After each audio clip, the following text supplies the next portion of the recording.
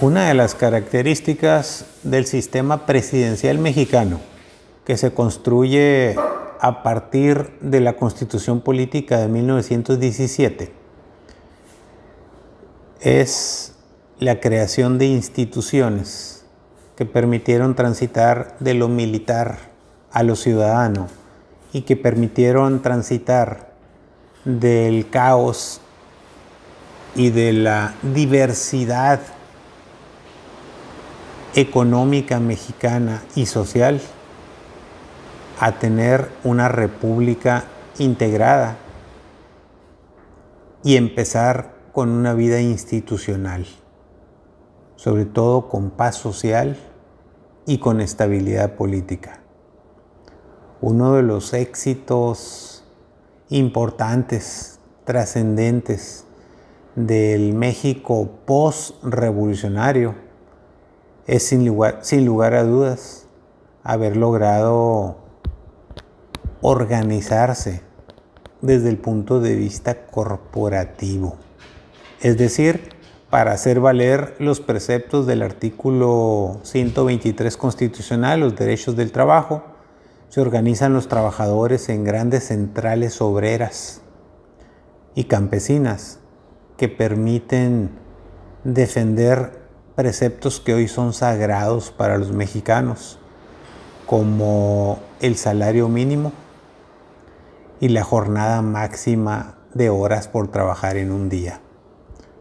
Así también los derechos de la mujer para participar en política,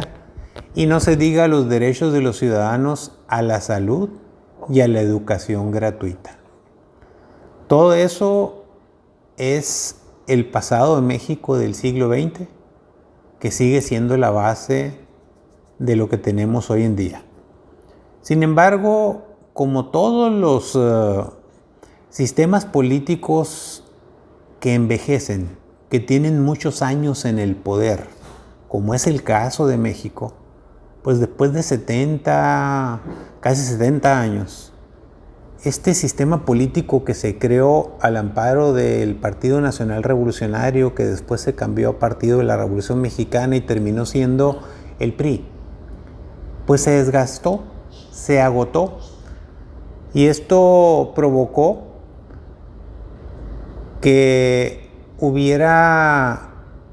luchas sectarias por el poder político,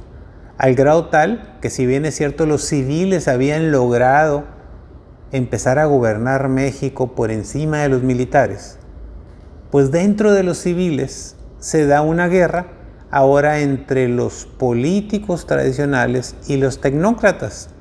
y obviamente quien gana la batalla son los tecnócratas. Y esto empieza precisamente en la época de Miguel de la Madrid, donde empiezan a llegar presidentes de la República egresados de universidades extranjeras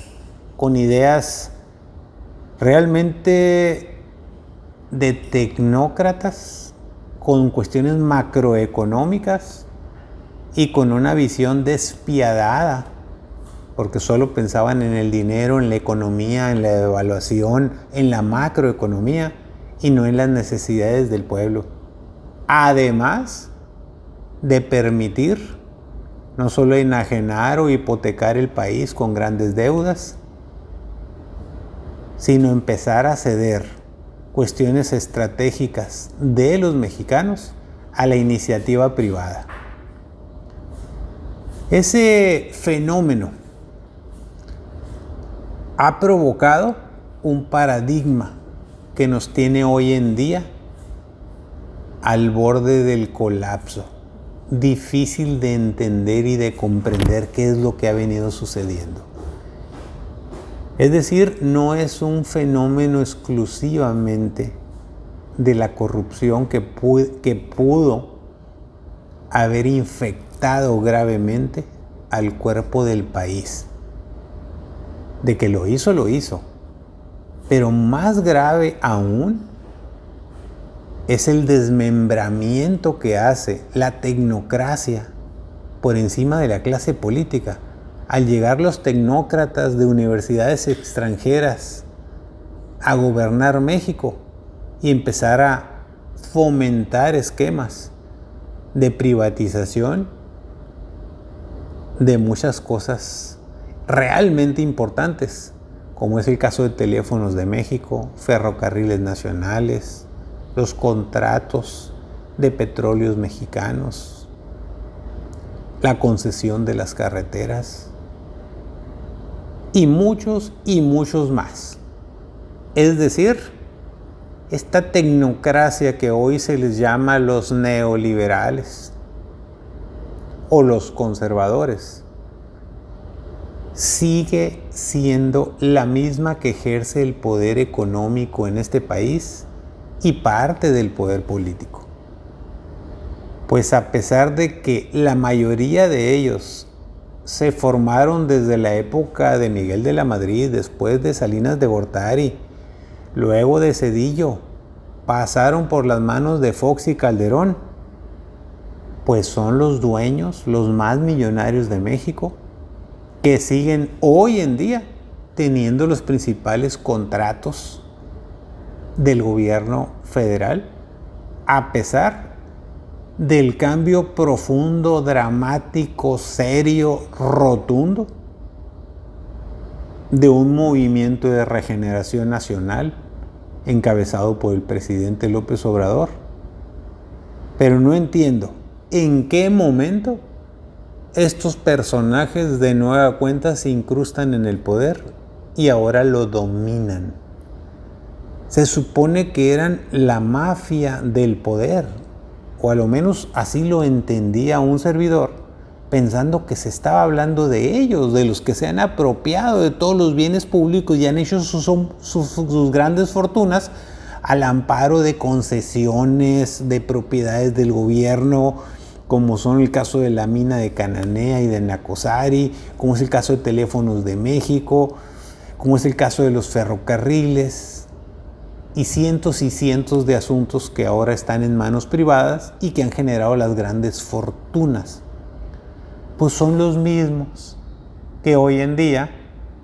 están teniendo los grandes contratos para ejercer los presupuestos del gobierno. Esto es motivo de análisis, hay que verlo con calma, hay que desmenuzarlo, pero realmente no es fácil de entenderlo cuando vemos que si esas son las piedras con las que se tropezó el sistema político que ya no está en el poder, ¿por qué luego entonces el sistema político que está actualmente en el poder,